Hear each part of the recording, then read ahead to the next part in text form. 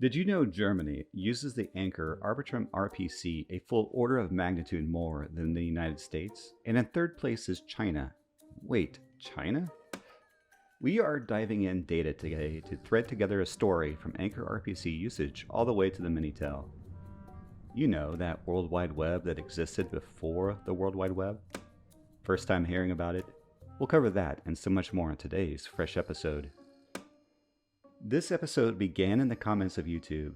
In the Unusual Due Diligence community, a voice like yours requested I, the mighty Poseidon, god of the sea, do a technical astrology on the ANKR token price. So began a very interesting adventure. As I explored the data and rhythms buried in the charts, it dawned on me something unusual was happening, and then I explored it a bit more and decided that instead of nighttime navel gazing, unusual was happening, and several charts that threw a very curious phenomenon. The ANKR RPCs are being used, and in a big, really big way. Worldwide, and not all in the same country, the ANKR RPC API endpoints are exploding with usage. I believe the technical term is, quote, bonkers, end quote.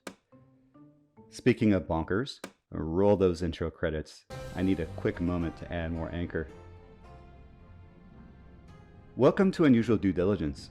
I am your host Poseidon, god of the sea, and in this episode I come to you in the form of, well, you can see for yourself. Now, in this fresh episode, we take an unusual look at technical astrology to explore some interesting questions by taking an initial look at the data to see, well, what's going on. Because, viewer, something is going on. What are all these pictures? Is it Polaroid day again? No, and yet that is not a bad idea. You see, on the screen are several charts. Each chart corresponds to what's called an ANKR RPC endpoint. These are public API endpoints that ANKR provides. More importantly, ANKR provides just enough information about the usage of these endpoints, not only the total number of requests, but also where those requests are coming from. But why? What caught my attention while working on the astronomical star chart is that there were countries listed in a few RPC endpoints that, well, let's just say they've been in the news. That led me to creating a data set. And from that, we're going to explore the world of ANKR RPC. Why? Because seeing exponential growth and adoption of ANKR RPC endpoints means that the ANKR protocol is solving a high-value problem, which will translate to price action because the market moves money to solutions that, well, solve.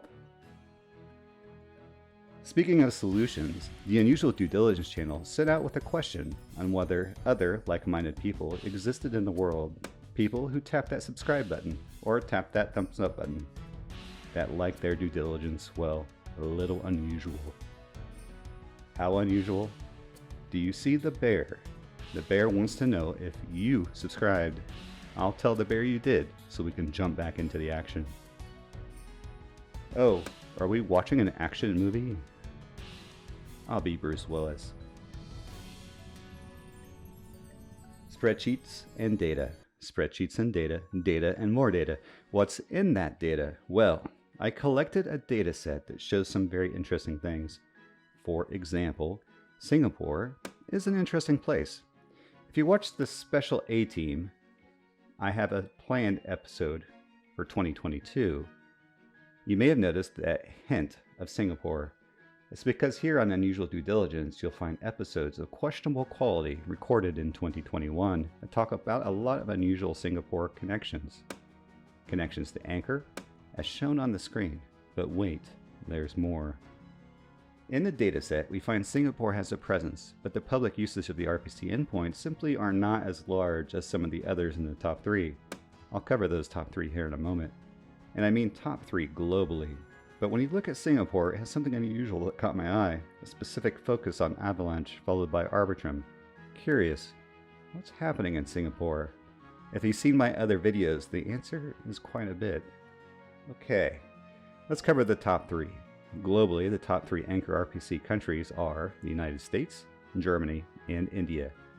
That's not completely unexpected given their sheer economic might in the world. However, sometimes looking at the long tail of the series can be very informative. What is it we find in the bottom of this set? Indonesia, and Vietnam. Vietnam and Indonesia have ANKR users too. Curious, but wait, it gets even more interesting. Let's look at the data in terms of utility. Now on the screen are the original charts shown earlier. One of these is for the Solo network. Ready for a neat trick? The South Koreans are all about Solo, but the rest of the world, not so much. Context matters here. What is Solo? Well, it's a mobile first-to-5 platform. The data as shown on the screen is quite interesting. The top 3 ANKR-based Solo API RPC users by country are South Korea, Germany, and Hong Kong. Let's take a look now at Solana. Solana, if you're a subscriber to this channel, is the base chain upon which the UNDD token exists. You can visit www.unusualdd.com to read the drafted light paper to learn more about the token. But for now, let's look at the Solana data on the ANKR RPC public API. What did we learn? We learned the top 3 countries all have the same, broadly speaking, number of requests: the United States, Germany, and Japan. Then there's a full order of magnitude drop-off from there to Australia. Magnitudes are important. Why? Because in any sorted dataset, you would expect to see some evidence of a power law. Yet, this dataset does not appear to exhibit it, at least not yet. But there's more about Solana here that captures the eye. Remember earlier when I was speaking of Singapore? Well, that's in the list, but so are Turkey, Taiwan, Indonesia, Mexico, Australia, and China. Wait a minute, why is China showing up in this list? Let's take a look at all the networks that China is using of these public RPC endpoints. According to the dataset in China, we see a huge amount of activity around Ethereum and Arbitrum. So many of you know what Ethereum is, and that's because it's the original smart contract chain. Arbitrum, well, there's a great and simple explanation for why anyone would want to use Arbitrum. Arbitrum technology is one of many possible solutions for the recent transaction fee crisis on Ethereum. Arbitrum aims to reduce transaction fees and congestion by moving as much computation and data storage off of Ethereum's main blockchain, known as Layer 1, as it can. Now, what's interesting is that according to the data, we're seeing other value solutions to Ethereum with both Avalanche and Solana. There's a tremendous amount to talk about with Solana, but let's ask a different question. Why is China showing up in the regions list if China blocked cryptocurrency? What is possibly going on there?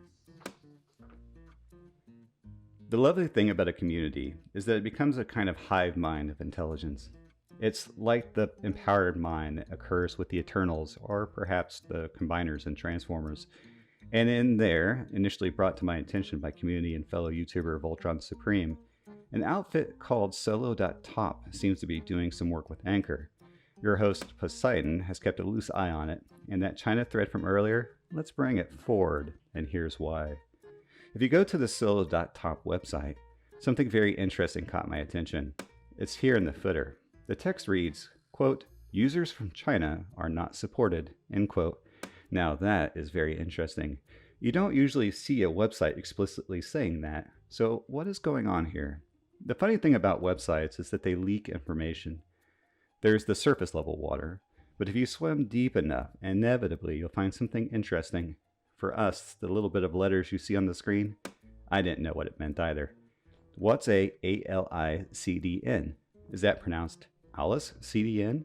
I'll trim off several minutes of Googling to tell you what AliCDN really is. The AliCDN is a content network for Alibaba. But wait, isn't Alibaba that Chinese superpowered version of Amazon? Well, yes it is. We haven't proven anything yet other than the site has some fonts that are used off of Alibaba's content network. He's on fire! What's a content network?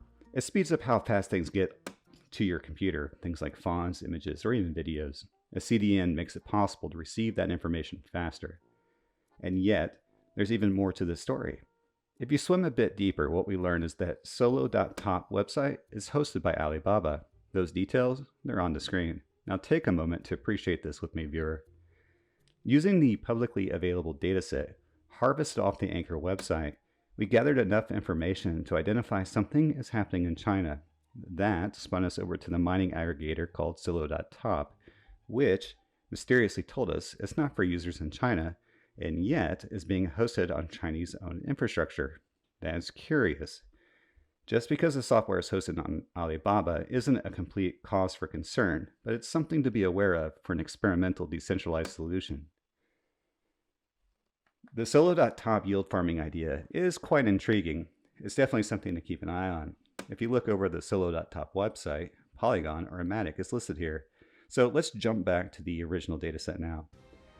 Polygon has a large amount of requests coming in from India, followed by the United States. And on the surface, that's interesting, but let's look at this section here. Denmark and France. Now, France isn't just an unusual place for technology and innovation. It isn't widely known that France invented the World Wide Web and concept before there was a World Wide Web. The technology called Minitel. And I don't mean by a year, but in 1982, France had the Minitel. It experimentally launched it in 1980.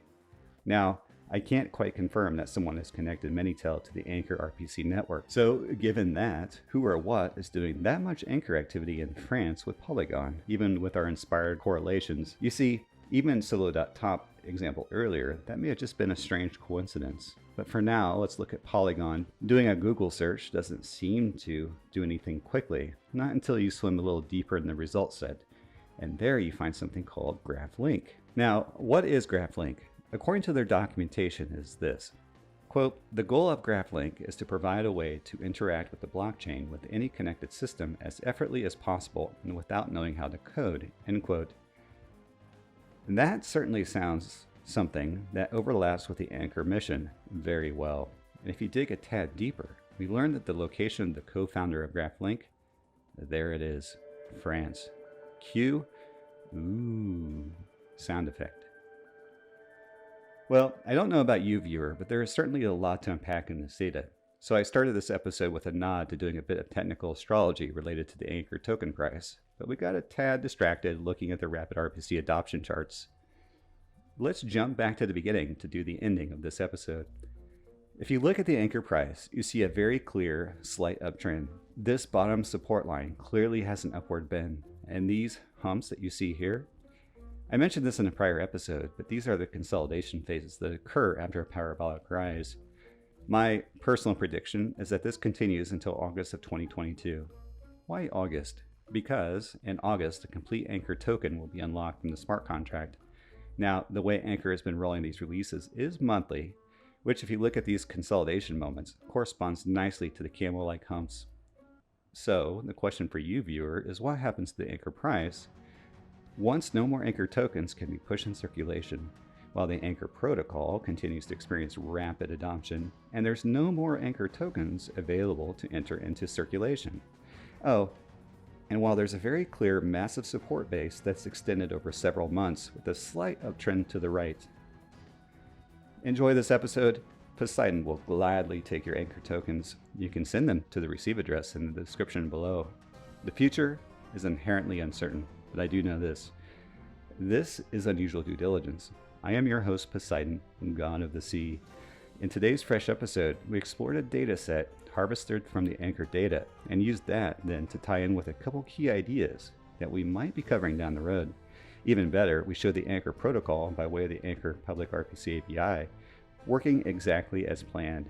Speaking of plans, the UNDD token and this channel still intend to do, well, something with ANKR. The specifics still elude me, but time reveals all. Until we meet Starside, make waves, my friend.